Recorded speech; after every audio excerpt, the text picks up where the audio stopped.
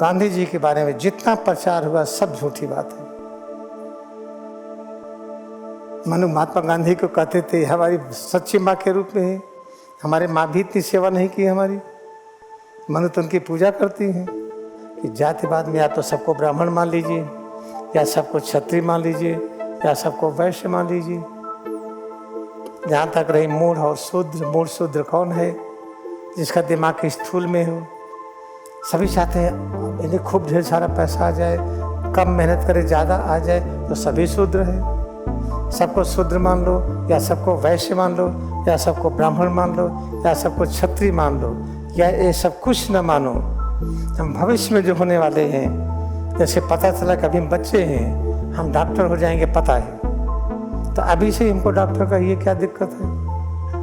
हम अभी जिस रूप में भी हैं, भविष्य में हम ईश्वर के संतान होंगे ये पता चलेगा, तो क्यों नहीं अभी से ईश्वर के संतान कहिए अपने को। सूरज परिक्रमा कर रहे हैं ऐसे एंटी क्लॉकवाइज, ये परिक्रमा करते 24,000 वर्ष में। इस 24,000 वर्ष में हमारे ज्ञान की 4 अवस्थाएं होती हैं। पहली अवस्था, दूसरी अवस्था, तीसरी अवस्था और चौथी अवस्था। इसमें ज्ञान का अधिकतम रूप, इसमें एक कम हुआ और कम हुआ और कम हुआ, इस तरीके से। एक ही मानव है, अपने भिन्न भिन्न स्थितियों में इतने तरह से प्रकट होता है। अगर हम ही कभी ब्राह्मण हो गए तो बड़े पूज्य हो गए, विप्र हो गए, द्विज हो गए, हमें चोट आ गई, ब्रेन हेमरेज हो गया, तो हम ही फिर मूढ़ हो गए, एकदम मूढ़ हो गए, कुछ भी पता नहीं, पहचान ही नहीं रहे, कुछ जानते ही नहीं, तो हम ही मूढ़ हो गए।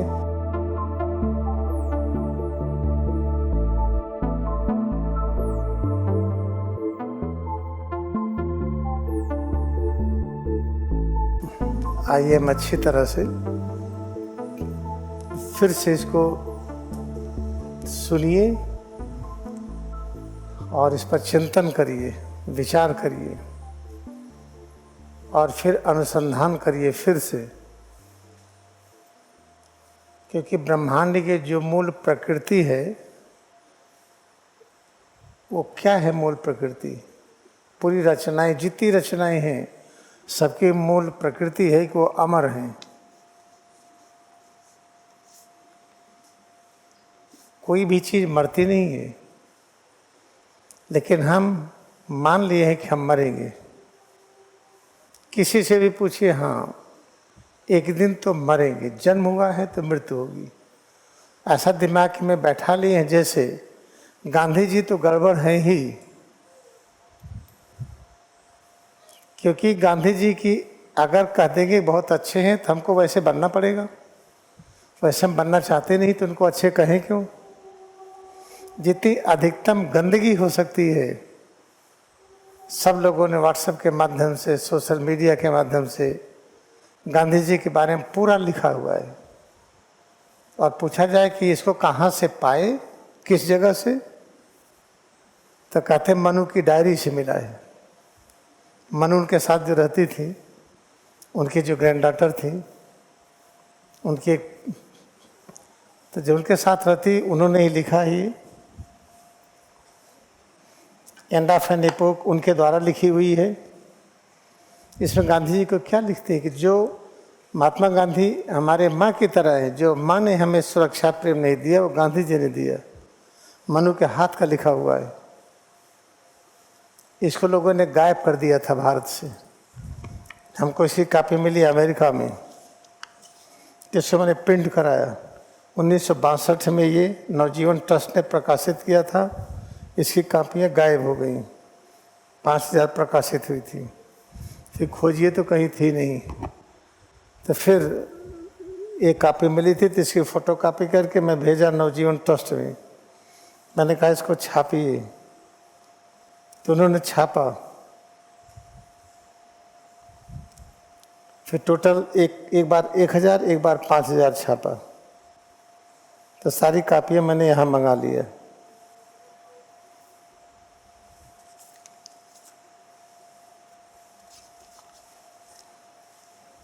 इसमें मनु ने क्या गांधी जी के बारे में लिखा है? कस्तूरबा क्या लिखती हैं अपने पत्र में जो परमहंस योगानंद को दी थी, परमहंस योगानंद क्या लिखते हैं, और आइंस्टाइन क्या लिखते हैं, रविन्द्रनाथ टैगोर क्या लिखते हैं, नेहरू क्या लिखते हैं, सबका है लिखा हुआ। जैसे गांधी जी के बारे में सब लोगों ने इतना उल्टा पुल्टा प्रचार किया और उसको फैलाते हैं। इतना ज़्यादा तो झूठ सिर्फ राम और कृष्ण के बारे में लिखा गया। जैसे झूठ गांधी जी के बारे में, वैसे रामकृष्ण के बारे में कि उन्होंने हत्या करवा दी, लड़ाई करवा दिया, मर्डर हो गया। कहाँ से पाए ये लोग कि मर्डर हुआ, हत्या हुई? महाभारत में संस्कृत में लिखा है। संस्कृत भाषा कब आई? 200 ईसा पूर्व, उसके पहले थी ही नहीं, पाली भाषा थी। और कृष्ण 700 ईसा पूर्व के हैं, उसमें भाषा थी ही नहीं।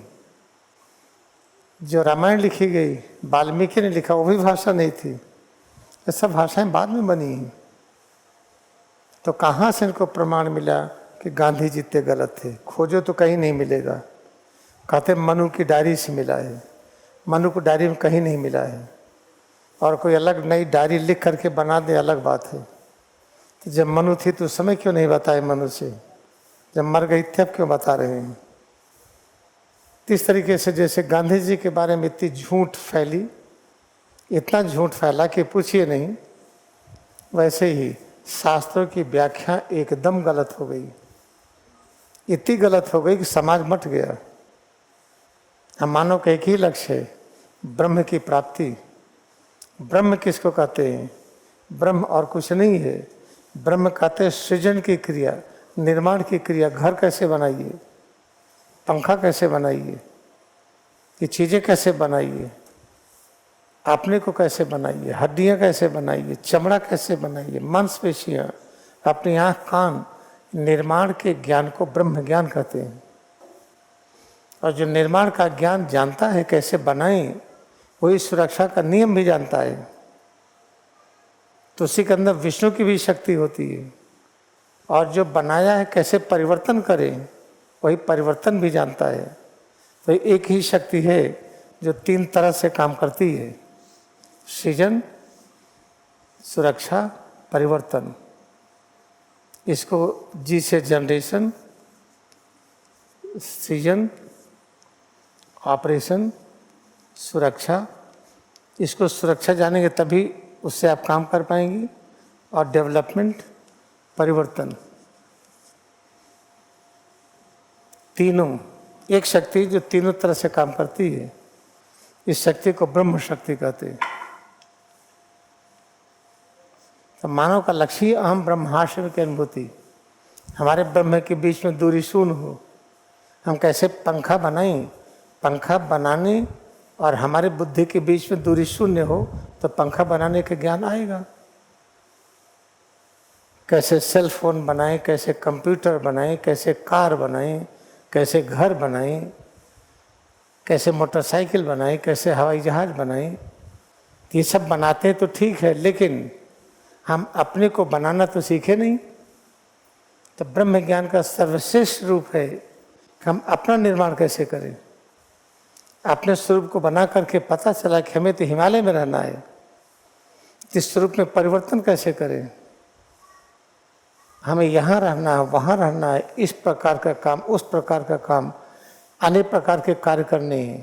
तो हम कैसे अपने अनेक रूप बना लें। जापान में रहना है तो जापानी की तरह, अमेरिका में रहना तो अमेरिका की तरह, भारत में रहना तो यहाँ की तरह, कैसे अनेक रूपों में रहें। ये सब निर्माण का ज्ञान। इससे ब्रह्म के ज्ञान को जब हम पाते खुश होते हैं तो इसी को ब्राह्मण कहते हैं। अड़ा का मतलब आनंद। जिस ज्ञान को पाकर के आनंद हो जाए तो पूरे को ब्राह्मण कहते हैं। तो बताइए किसको नहीं आनंद होता? सबको आनंद होता है। तो सभी ब्राह्मण हैं। सभी सुरक्षा चाहते हैं। सुरक्षा के नियम खोजिए। आप विष्णु के रूप में काम कर रहे हैं। सुरक्षा करने के लिए परिवर्तन करना है। परिवर्तन में आप विश्वास रखते हैं, इस चीज़ को ऐसे बदल देंगे तो सुरक्षा अच्छी होगी, तो आप परिवर्तन करिए। तो शिव रूप है, एक ही शक्ति ब्रह्मा विष्णु शिव के रूप में है। इसे याद रखिए कि जब ब्रह्म ज्ञान पाके आनंद होता है तो हम ही ब्राह्मण होते हैं। तो ब्राह्मण के 4 पद होते हैं, 4 कलाएं होती हैं।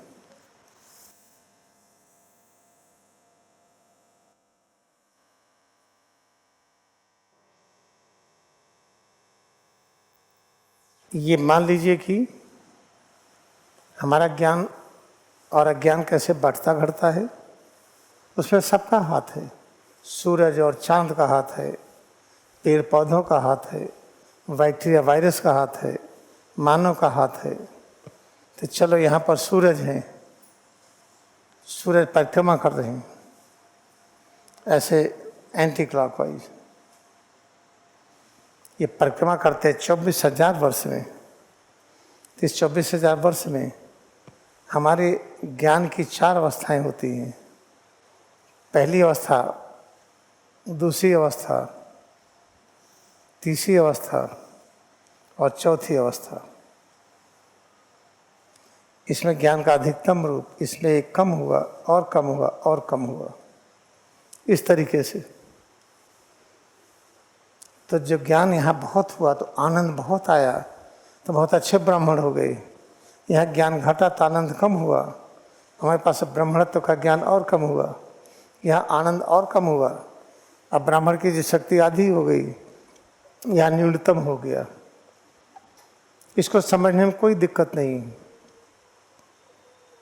चलो अगर हम कहते हैं संघर्ष करते हैं, जो वो क्षत्रिय है, तो इसमें तो सभी संघर्ष करते हैं उस ज्ञान को पाने के लिए। इसमें संघर्ष करने की सामर्थ्य बहुत अधिक। इसमें 25% घट गई, इसमें आधा घट गई, इसमें 3/4 घट गई, तो सबको क्षत्रिय भी मान लीजिए। सबसे शक्तिशाली क्षत्रिय, उससे कम ये, उससे कम ये, सबसे कम ये। तो बुद्धि को लगा के जो भी व्याख्या करिए, सब व्याख्या में एकता आ जाए, सभी क्षत्रिय या सभी ब्राह्मण। चलिए सब हम कुछ भी नहीं मानते हैं। अगली चीज आगे मानते हैं, जब सूरज एकदम दूर रहे विष्णु नाभि से, इस समय हमारा ज्ञान है बहुत कम होता है, हम इसमें मूढ़ होते हैं। मूढ़ कहते हैं जगत गति का पता ही नहीं। सूरज पूरब उगता है कि पश्चिम सूखता है, कुछ पता नहीं। दिन रात छोटे बड़े क्यों होते हैं, कुछ भी पता नहीं। ये दुनिया का कोई भी ज्ञान नहीं, जैसे मूढ़ हो एकदम। इस अवस्था में गलतियां बहुत होती हैं। तो राष्ट्र का जो धन कोष है, मान ली कि इसमें हम लोग जब भी हैं, अगर इसमें मूढ़ जितने लोग हैं, अगर मूढ़ की आबादी 50% है, बाकी अन्य लोग 50% है, तो राष्ट्र का 50% का धन मूढ़ के लिए होना चाहिए। क्योंकि गलती ज़्यादा करेंगे वो बीमार जल्दी होंगे, वो थकेंगे जल्दी। तो सारी राष्ट्र की संपदा का आधा उन्हीं को होना चाहिए, आधे में सब लोग हों। लेकिन ऐसा नहीं होता है, इसलिए समस्या है। घर में छोटे बच्चे हैं या कोई बड़ी उम्र के हैं, 80-90 वर्ष के हैं, उनके खर्चे ज़्यादा हैं, उनकी ज़्यादा सेवा होनी चाहिए। तो घर का जितना धन है, समृद्धि है, उसका अधिकांश भाग उन्हीं पर लगना चाहिए, छोटे बच्चों पर या जो बहुत बड़े हैं। अगर ऐसा ना हो तो घर में हाहाकार मच जाएगा। इस तरीके से याद रखिए। तो जो हमारे ज्ञान की अवस्थाएं हैं, ये 4 हैं। पहला है मूढ़, जिसमें पता चला कि हमें कोई ज्ञान नहीं होता है। जब मूढ़ अवस्था में होते हैं तो अपने अंदर बुद्धि हमारी कलिकाल में होती है, अंधकार में होता है। जब अंधकार होता है तो क्रिया का ज्ञान लुप्त हो जाता है, कुछ भी करिए समझ में नहीं आएगा, कितना भी बताइए समझ में आएगा ही नहीं। इसलिए याद रखिए, जब क्रिया का ज्ञान समझ में आएगा ही नहीं तो गलतियां तो कदम कदम पर होंगी। मालिक राष्ट्र का धन कोष है, जिसमें जितने मूढ़ हैं उनके लिए धन कोष ज़्यादा होना चाहिए। कि गलतियां करते हैं, बार बार गलतियां क्यों करते हैं, जानबूझ के नहीं करते, हो ही जाती है उनसे। गलती हो ही जाती है। फिर हमारा ज्ञान का दूसरा चरण आता है जिसमें हम विक्षिप्त हो जाते हैं। विक्षिप्त का मतलब हमारी थोड़ी बुद्धि अब घूमने लगी। ये बुद्धि एकदम सुस्त थी, मन में बुद्धि में एकदम आलस है, जैसे पत्थर। शाम को सो गए, सुबह उठेंगे जब सूर्योदय होगा या और देर तक उठेंगे, कुछ चीज़ का पता नहीं। अब थोड़ा सा विक्षिप्त हुआ, विक्षेप हुआ। विक्षेप का मतलब गति हुई। अब मन और बुद्धि में गतिशीलता आई तो हमारी स्थिति हो गई। जब गतिशील होते हैं तो इसमें हमारी स्थिति हो जाती है द्विज की और विप्र की।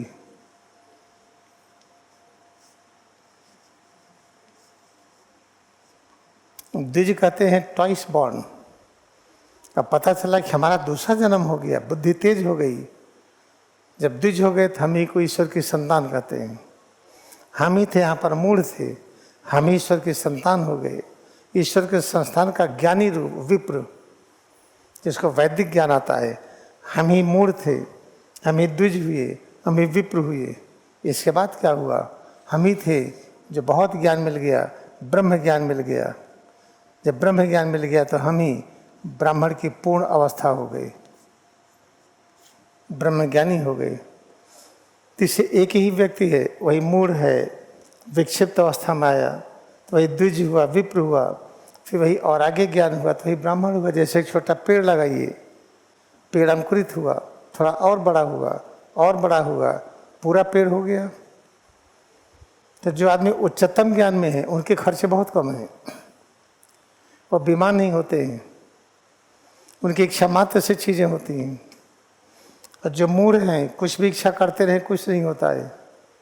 द्विज हैं कुछ होने लगता है, विप्र है और तेज होता है। और जो जिनको ब्रह्म विद्या आ गया मानव में, सब ब्राह्मण हो गए। तो एक ही मानव की इतनी अवस्थाएं हैं ये। आप कोई कह दे कि आप बीमार हो गए तो आपको घर से बाहर निकाल देंगे, आप अनटचेबल्स हैं। आप बीमार हो गए, चोट लग गई दिमाग में, ब्रेन हेमरेज हो गया, खून जम गया, अब स्मृति भूल गए, पहचानते नहीं हैं, कोई चीज़ याद नहीं है, तो हम मूढ़ हो गए। हम तो क्या करेंगे? घर से बाहर कर देंगे। हम शुद्ध हो गए, अछूत है। इसी मूढ़ को शूद्र भी कहते हैं।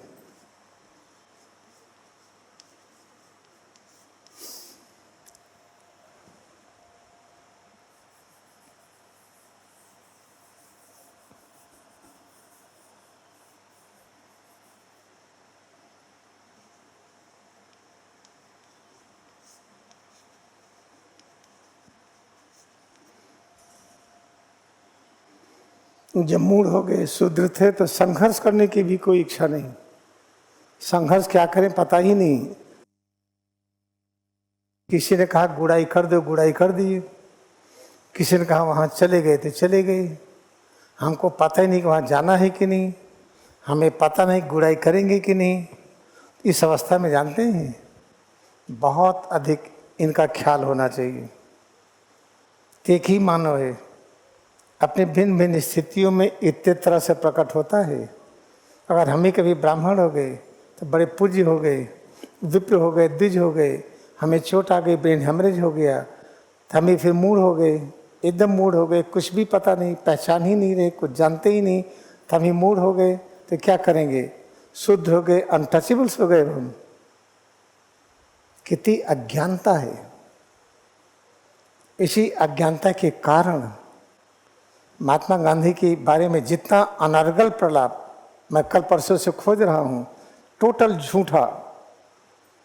वो चीज़ कहाँ से पाए हैं पूछो तो कहीं नहीं।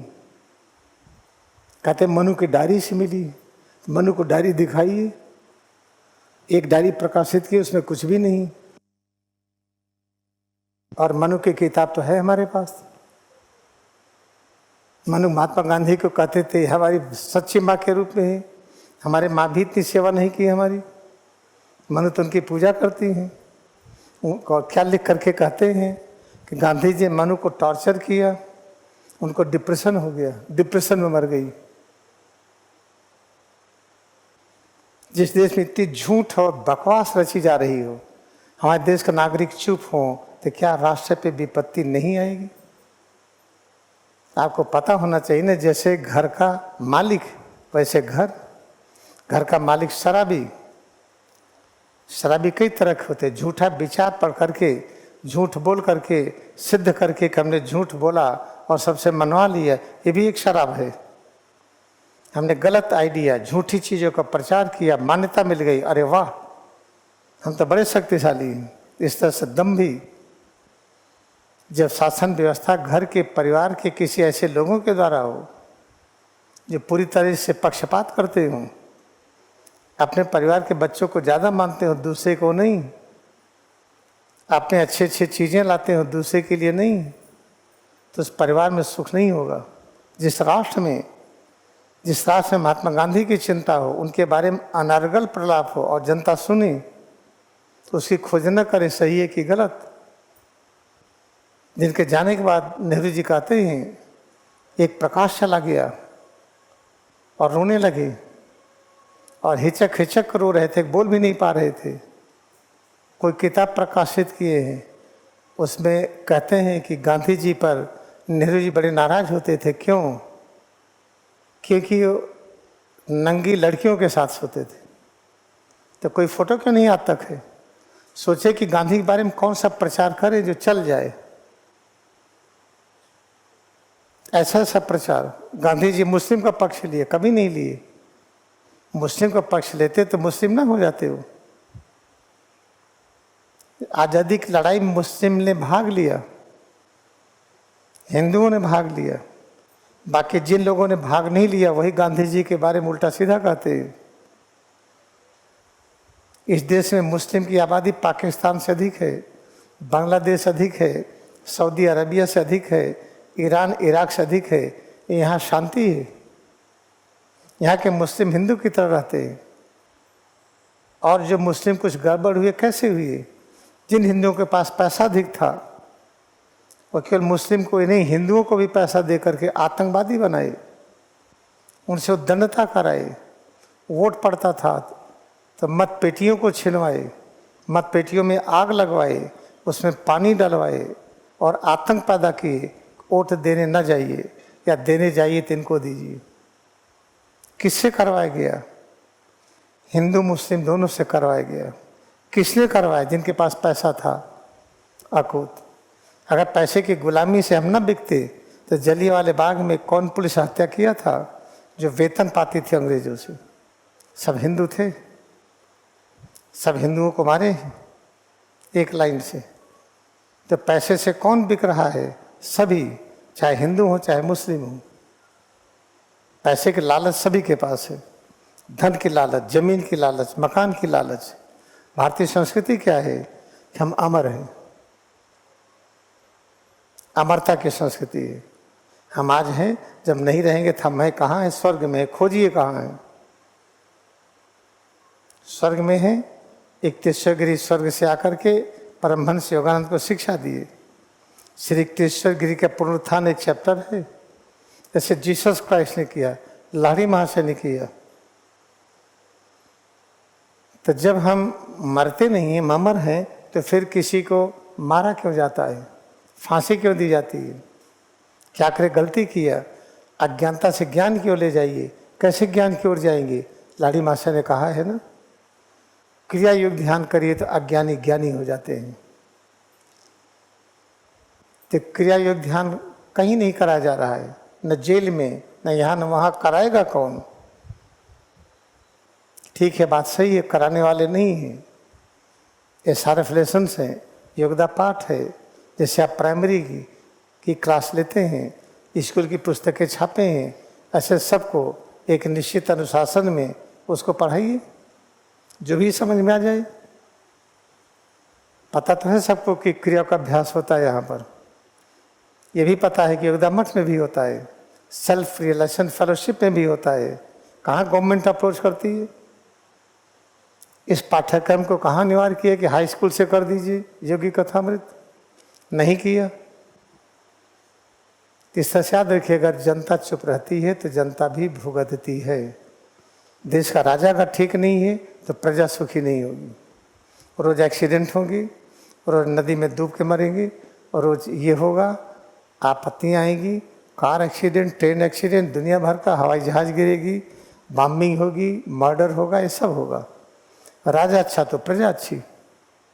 अगर मन अंदर में गड़बड़ है, मन शराबी है, मन स्मैक लेता है, मन गांजा पीता है, भांग खाता है, चेन स्मोकर है, तो इसमें रहने वाले जितने भी अंग हैं सब तड़पेंगे। फेफड़ा ठीक नहीं, हृदय ठीक नहीं, किडनी ठीक नहीं, लीवर ठीक नहीं, सबको परेशानी होगी कि नहीं। इस देश को अच्छा बनाने का समय आ गया है। पहली चीज़ हम आपको देंगे सारा चीज़।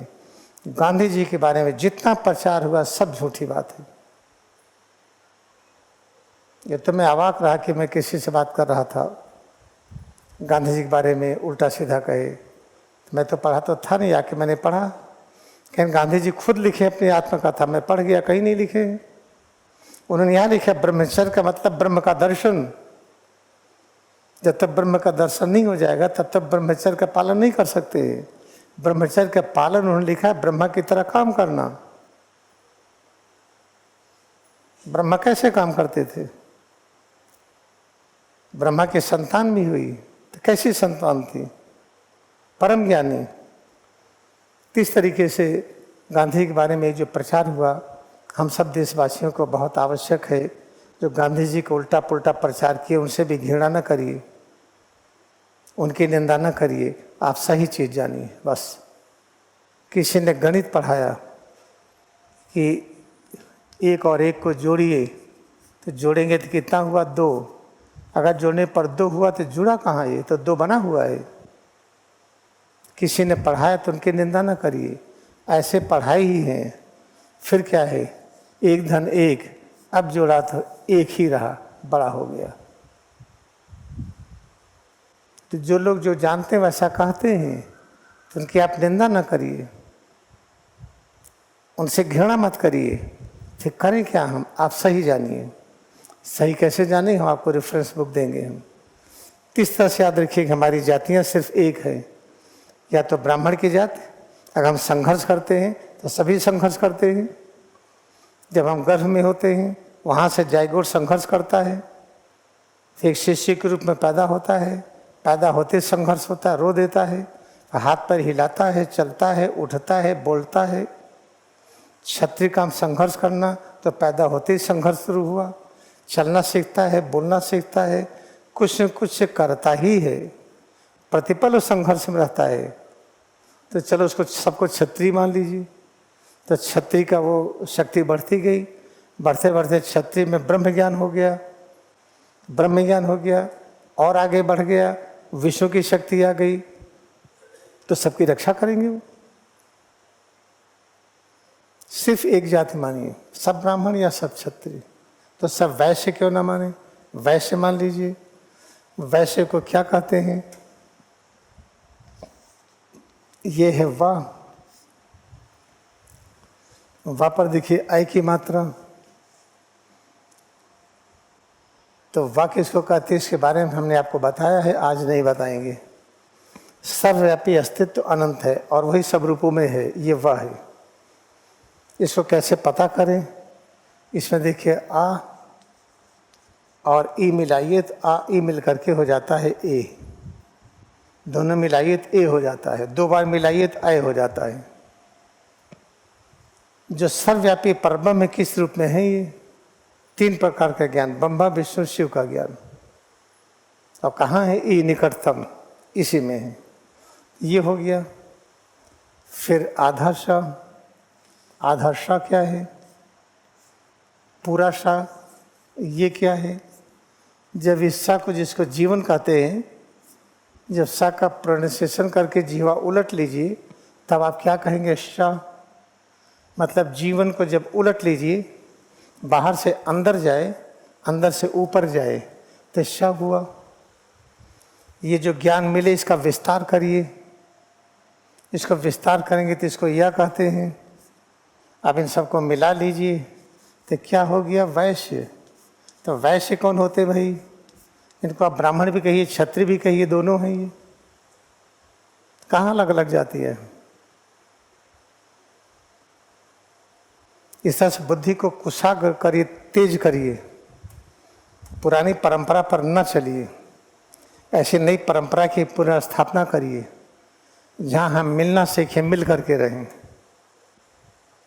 और जब मिल करके वहाँ रहेंगे तो देश की जो गरिमा है फिर से ऊपर होकर के आएगी, याद रखिएगा। और पूरे विश्व में हम प्रचार करें, कोई भी राष्ट्र हथियार ना बनाए। हम लोग पास इतना हथियार है, इतना एटॉमिक बम चीज़ें हैं कि हर देश डरेगा, कहीं से डाल दे तो देश खतरे में है, उड़ जाएगा वो। तो और अन्य हथियार खरीदने की आवश्यकता नहीं। अगर हम खरीदेंगे तो कोई और देश बनाएगा, हथियार बनेगा, हम खरीदेंगे, हम बनाएंगे, कोई खरीदेगा। हथियार का बनाना, खरीद फरोख्त भारतीय संस्कृति के विरुद्ध है। ये हमारा राष्ट्र ना हथियार खरीदे ना बेचे, जो बना हुआ रखे रहिए उसको। हमारे पास एटॉमिक बम भी है, सब चीज़ें हैं। जितने हथियार उतने से किसी भी देश को नष्ट कर दीजिए, फिर और खरीदने की क्या आवश्यकता है। जब हथियार खरीदेंगे दूसरा खुश होगा, हमारा व्यापार बढ़ा, फिर और बनाएगा। हर आदमी तो खूब पैसा इकट्ठा करना चाहता है। इसलिए याद रखिए कि जब तक यहाँ पर हैं आप, गुरु पूर्णिमा के समय तक अपने मन को सुनिश्चित कर लीजिए कि महात्मा गांधी को परमहंस योगानंद ने कहा है, great profit means equal to Ram और कृष्ण, ईसा और बुद्धा, उस रूप में। और ये भी कहा, broad practical method for peace, शांति पाने का व्यवहारिक मार्ग दिखाया जो हर युग के लिए है। That should be followed by all Nations. कौन कहता है? परमहंस योगानंद। कब कहते? ठीक महासमाधि के पहले। अगर परमहंस योगानंद कहते तो उनसे बड़ी बुद्धि किसकी है? उनसे ज़्यादा कौन भूत भविष्य वर्तमान जानता है? तो 30 आदमी कौन खोज निकाल लिया? जहाँ कस्तूरबा कहती धन्य है ऐसे पति को पा करके, जिनका शादी विवाह बंधन ब्रह्मचर्य के लिए, भोग विलास के लिए नहीं है। जब कस्तूरबा ये कहती हैं, मनु कहते हैं कि ऐसी माँ जितनी सेवा की हमारी माँ भी कभी नहीं की, बाकी तीसरा कौन होता उनके बारे में बताने वाला? आप सोचिए, आपके बारे में आपकी पत्नी बताएं या बहुत अच्छे हैं, आपके बच्चे बताएं बहुत अच्छे हैं, बाकी तीसरा कौन होता है?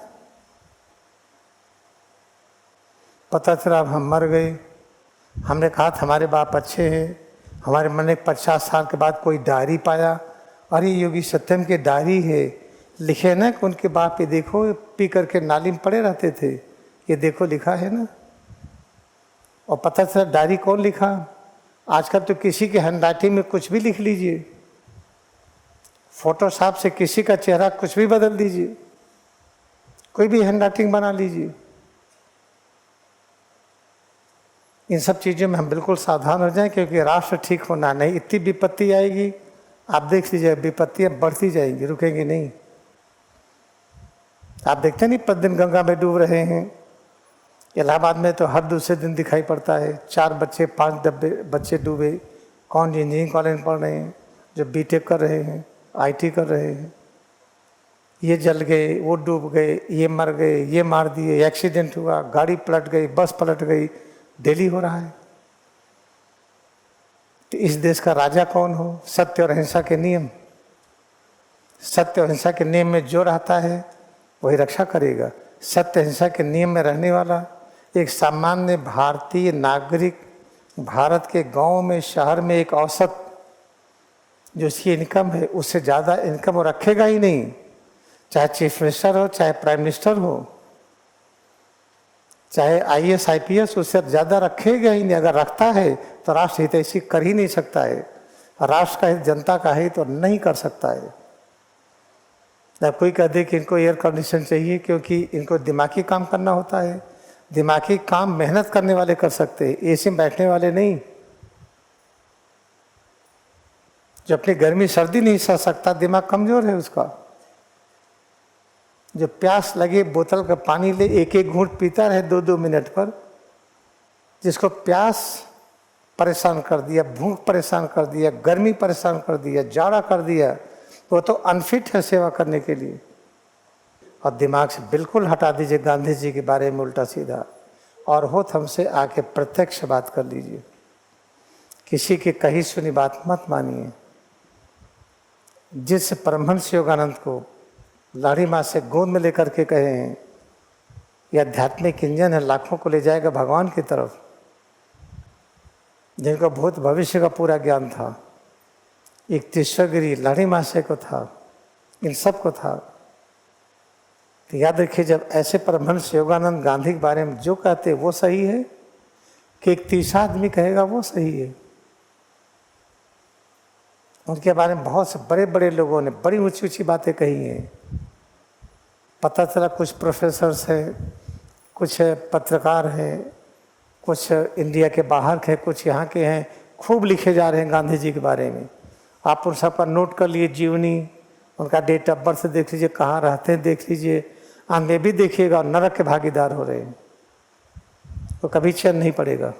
ये भी देख लीजिएगा। जिस बात हम कह रहे हैं, आप हमारे अपने हैं, हम चाहते हैं कि आप सुखी रहें, आपको कोई कष्ट न हो, इसलिए बताना अनिवार्य था। और आपको खुली छूट है, आप कुछ भी प्रामाणिक रूप में जानना चाहते हो तो हमसे आप स्वतंत्र रूप में कह सकते हैं। कहने में आपको दिक्कत हो रही है तो लिख करके अपना नाम और फ़ोन नंबर दे दीजिएगा, हम आपसे बात कर लेंगे।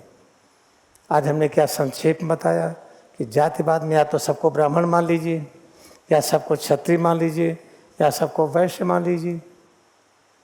जहाँ तक रही मूढ़ और शूद्र, मूढ़ शूद्र कौन है? जिसका दिमाग स्थूल में हो, जो जमीन का लालची हो और कार का लालची हो, बड़ा मकान हो जाए, हम मकान से बड़े कहे जाएं, बड़ी गाड़ी से बड़े कहे जाएं, जो इस सब में हो वो तो शूद्र है। तो सब शूद्र ही ये सभी, इसमें जितने भी राष्ट्र में हैं सभी चाहते हैं बड़ा मकान हो, सभी चाहते हैं बड़ी गाड़ी हो, सभी चाहते हैं बड़ी पोस्ट हो, सभी चाहते हैं इन्हें खूब ढेर सारा पैसा आ जाए, कम मेहनत करे ज़्यादा आ जाए। तो सभी शूद्र हैं। सबको शूद्र मान लो, या सबको वैश्य मान लो, या सबको ब्राह्मण मान लो, या सबको क्षत्रिय मान लो, या ये सब कुछ न मानो। हम भविष्य में जो होने वाले हैं, जैसे पता चला कि अभी बच्चे हैं, हम डॉक्टर हो जाएंगे पता है, तो अभी से ही हमको डॉक्टर का ये क्या दिक्कत है? हम अभी जिस रूप में भी हैं, भविष्य में हम ईश्वर के संतान होंगे ये पता चलेगा, तो क्यों नहीं अभी से ईश्वर के संतान कहिए अपने को। ये था आज का कार्यक्रम संक्षेप में। फिर हम आपका दर्शन करेंगे सुबह। This is for today morning, I will be with you again. हमारा लक्ष्य आपका ब्लड प्रेशर ठीक करना, डायबिटीज, बीमारी, चिंता, गरीबी भी ठीक करना लक्ष्य हमारा। आप इसको सुनेंगे तब तो गरीबी ठीक होगी। आप सब आपस में बैठ करके पूछे ना कौन कितना देता है चंदा। पता चला जितना चंदा देते उतना बिजली बिल उससे ज़्यादा जाता है। तो कहाँ से आता है? खांडोप्रस्थ कैसे बना था? जिससे गुरु स्वामी तीश्वरगिरी हैं, हमारी रक्षा नहीं करेंगे वो। आप सबको हमारे परिवार के रूप में दिए हैं, तो परिवार से मासा थोड़ी कर सकते हैं कि आप हमको इस शर्त पर यहाँ रहिए, ऐसा नहीं कर सकते। इसे जितना बन पड़ता है हम ध्यान करके, तपस्या करके आपकी सेवा के लिए प्रतिपल हम तैयार रहते हैं। बस आप हमारी बात मानिए। यहाँ से जाने के पहले गांधी जी के बारे में, क्रिया युग के बारे में, कैसे सारे कष्ट हमारे दूर होंगे, गरीबी भी, चिंता भी, पारिवारिक कलह, ये सब चीज़ कैसे दूर होगी समझ के जाइए इस बार। हम आपसे बताए थे ना कि थोड़े दिनों के बाद आप आसान नहीं होगा। हमारी प्लानिंग कुछ और है, बहुत बड़ी। बाहर जाने की प्लानिंग नहीं है। बाहर गए भी तो लौट आएंगे 2-4 दिन में, अब लंबे समय के लिए नहीं जाएंगे। इस देश में हमको हर जगह पर इस संदेश को देना है कि सारी तकलीफ उनके कारण है, हमें सारी बीमारी हमारे कर्मों से है, हमारी गरीबी हमारे कर्मों से है, हमारे परिवार में अशांति हम परिवार की वजह से है, किसी और की वजह से नहीं है। इस देश में ये स्पष्ट करना है, हम सत्य और अहिंसा के मार्ग पर होंगे तो ज़्यादा सुखी होंगे। हम हथियार खरीदेंगे और देशों से या हम बेचेंगे तो हम दुख के भागीदार होंगे। हम अब कह देंगे अगर पड़ोसी अटैक कर दिया तो क्या करेंगे? हमारे पास इतना एटॉमिक बम है, कोई अटैक नहीं कर सकता है। इतनी मिसाइल है हमारे पास, इतने संसाधन हैं, किसी की हिम्मत नहीं अटैक कर दे। और हम किसी देश पर नहीं कर सकते। इवन पाकिस्तान है, इसके पास जो चीज़ें हैं कोई इसको अटैक नहीं कर सकता, अमेरिका भी नहीं कर सकता है। इन सब चीज़ों का आप ध्यान से देखिएगा। हथियार का खरीदना बेचना पूरे विश्व में बंद होना चाहिए। अगर हम खरीदते हैं, हम किसी देश के हों, तो हम ठीक नहीं करते हैं। हम बेचते हैं तब भी ठीक नहीं करते हैं। अब समय बदल गया है। अब तक समय आएगा कि सोचेंगे तो सोचने पर चीज़ें हो जाएंगी। हथियार की आवश्यकता ही नहीं। This is all for today. Let us bow down to our devotion we have in Kriya yoga meditation.